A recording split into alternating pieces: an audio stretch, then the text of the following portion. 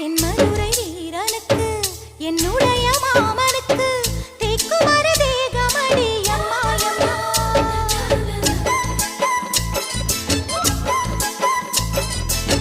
மாமன் பெற்ற பெண்ணுனக்கு மையெழுதும் கண் எதுக்கு என்னை வந்து கொல்லுதடி அம்மாயம்மா